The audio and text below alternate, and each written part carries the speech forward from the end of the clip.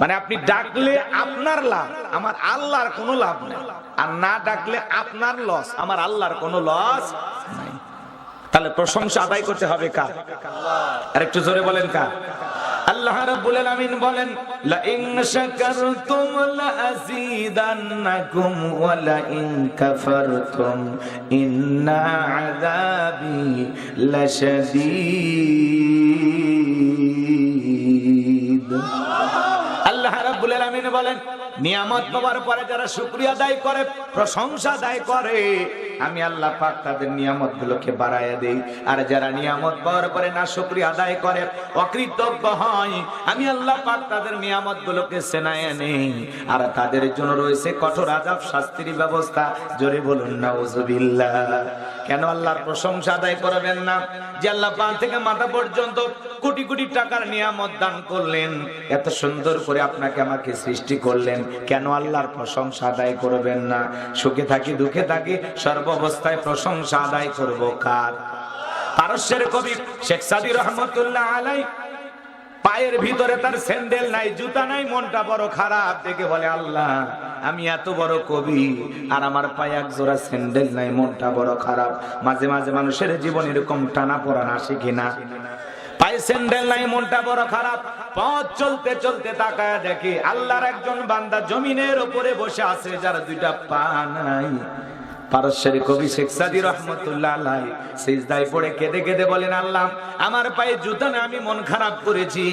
এই দুনিয়ার জমিনে তোমার এমন বান্দা আছে যার দুইটা পা নাই। আল্লাহ আমি বড় ভুল করেছি, আপনি আমাকে মাফ করে দেন।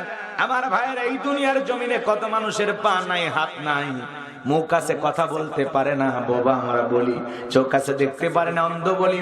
আমি একবার কুড়িগ্রাম জেলায় ওয়াজ করতে গেছিলাম, আমার সাথে একজন অন্ধ হাফেজ সাহেব বক্তা ছিল। আলোচনা শেষে আমরা যখন এক জায়গায় খাইতে বসলাম, খাওয়া দাওয়া করতে অবস্থায় হঠাৎ করে বিদ্যুৎ চলে গেল। আমি তখন ডেকে বললাম, ভাই তাড়াতাড়ি আলোর ব্যবস্থা করেন, প্লেটের ভিতরে অনেক খাবার আছে, সমস্যা হতে পারে, তাড়াতাড়ি করে বিদ্যুতের ব্যবস্থা করেন, আলোর ব্যবস্থা করেন। অন্ধ হাফেজ সাহেব আমাকে ডেকে বলে, হুজুর 52 বছর ধরে আমার চোখে কোনো আলো নাই।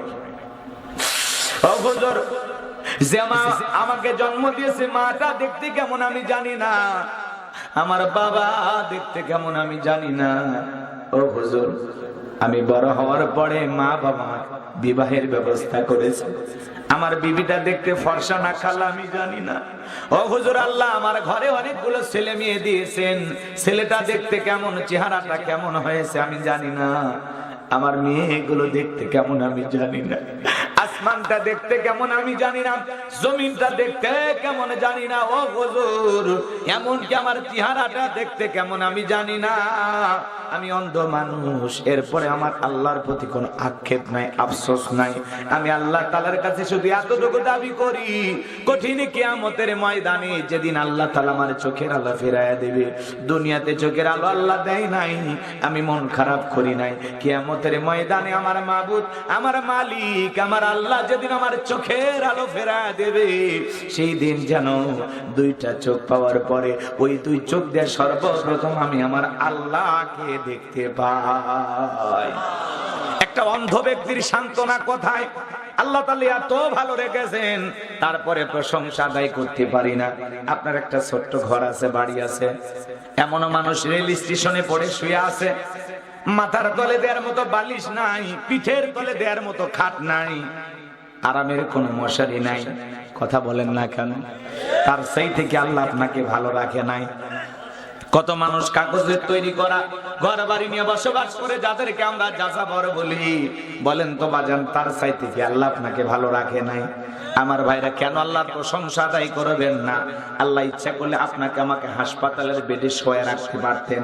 এই মুহূর্তে হয়তো আমরা দুনিয়ার মায়া ছেড়ে চলে যেতে পারতাম।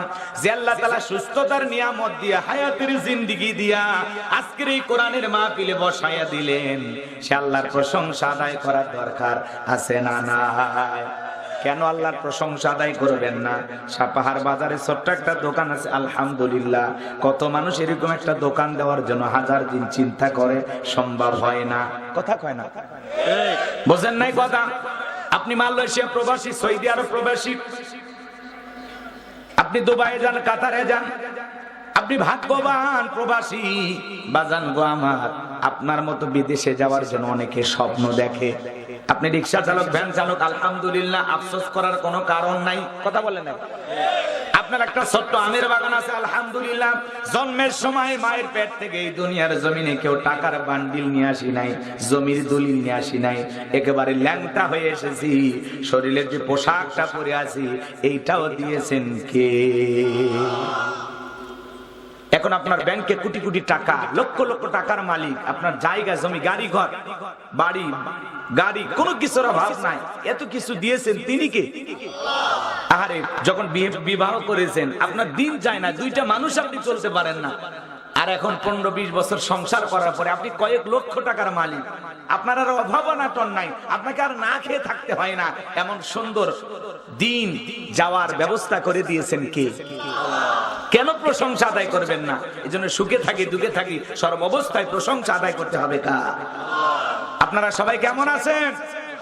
আলহামদুলিল্লাহ। কাউকে যখন জিজ্ঞাসা করা ভাই কেমন আছেন, গরিবের টাকা না টাকা হুজুর এই কোনো মতেই বেঁচে আছি, দিনকাল যাওয়া আছি আর কি, আলহামদুলিল্লাহ।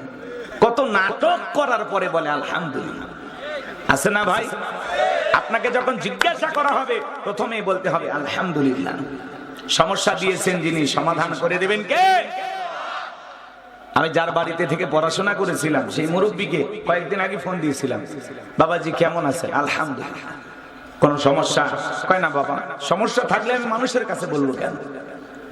সমস্যা যিনি দেবেন তিনি সমাধান করে দেবেন। আল্লাহু আকবার বলেন। দেখেন তাদের ঈমানটা কত সুন্দর। তাহলে যদি আপনাদেরকে জিজ্ঞাসা করা হয় আপনারা কেমন আছেন, কি বলবেন? ভাই আগামীকালকে কি সাপাহারে দেখা হবে, কি বলবেন? ওখানে আলহামদুলিল্লাহ, ওখানে কি বলতে হবে? ইনশাআল্লাহ। মানে কোথায় কোন দোয়া পড়া লাগে আমরা জানি না। এক মুরব্বী পেশাবখানায় যায় দোয়া পড়তেছে, বিসমিল্লাহি ওয়ালা বারাকাতিল্লাহ। তখন বলতেছে মুরব্বী এটা তো খানা খাওয়ার দোয়া। কয় বাবা কোন দোয়া কোন জায়গায় পড়া লাগে আমার মাথা কাজ করে না। কথা কয় না কে? এক মুরব্বী সারাটা জীবন নামাজ পড়ে দোয়া করে, রব্বি হাবলি মিনাস সালিহিন, রব্বি হাবলি মিনাস সালিহিন। এক যুবক বলে এই মুরব্বী দোয়ার মধ্যে ফাইসে ডাকি, হাত তুললেই খালি কয় রব্বি হাবলি মিনাস সালিহিন। এক আলেমের কাছে যে অর্থ জেনেছে, হুজুর এর অর্থটা কি? আমাদের মসজিদের হুজুর এই দোয়া ছাড়া আর কিছু বলে না। এর মানে হচ্ছে আল্লাহ আমাকে একটা নেককার সন্তান দাও। এইবারে সে বলে মুরব্বী চাচা প্রতিদিন আপনি মোনাজাতে কি বলেন? বলে রব্বি হাবলি মিনাস সালিহিন। দেখে বলে এই দোয়ার মানে কি আপনি জানেন? বলে না জানি না। আপনি প্রতিদিন দোয়া করেন কেন? বাবা এই দোয়ার মানে কি? বলে এই দোয়ার মানে হলো আল্লাহ আমাকে একটা নেককার সন্তান দাও। বলতেছে বাবা এই দোয়ার মানে এই, এটা যদি আগে জানতাম 11 বছর আগে দোয়া করা বন্ধ করে দিতাম। কথা কয় না কে? এই হলো আমাদের দোয়ার অবস্থা। জোহরের নামাজ পড়ে একজন ইমাম, এই গ্রামের একজন ব্যক্তি মনে করেন গরু কেনার জন্য আপনাদের এলাকায় হাটের নাম বলেন কি হাট? সাপাহারে গরু বেচা কিনা হয় তো। তো মসজিদের ইমাম বলতেছে এই গ্রামের আবুল কালাম আজাদ ভাই কই যাচ্ছেন? বলে সাপাহারে। কেন? কই গরু কিনতে। বলতেছে ভাই তাহলে বলেন ইনশাআল্লাহ গরু কিনতে যাইতেছে। কই হুজুর সব জায়গাতে আপনারা পেঁচ লাগান, হাতে আছে গরু, পকেটে আছে টাকা, ইনশাআল্লাহ বলা লাগবে কেন? হুজুর তো মন খারাপ করছে। বেচারা এইবার সাপাহারে চলে গেছে, গরু একটা চয়েস হয়ে গেছে। এইবার টাকা গনে যখন দেবে, পকেটে হাত দেয় যখন, পকেট লম্বা হতে থাকে তখন। পকেটে হাত দেয় খালি লম্বা হয়, লক্ষণ ভালো না খারাপ?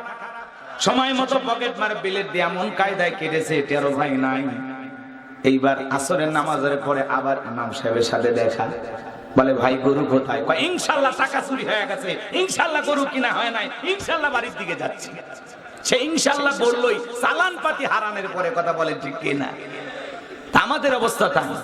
প্রশংসা মুখ দিয়ে আসে না, আল্লাহর নাম জবান দিয়ে আসে না। এতটা কপাল পরা হতভাগা আমরা, কথা বলেন ঠিক কিনা? তাহলে সুখে থাকি দুঃখে থাকি, যে অবস্থায় যে হালতে আল্লাহ রেখেছেন। ভাই প্রত্যেক বছর আম পান 20 মণ, এইবার 18 মণ পাইছেন, আলহামদুলিল্লাহ।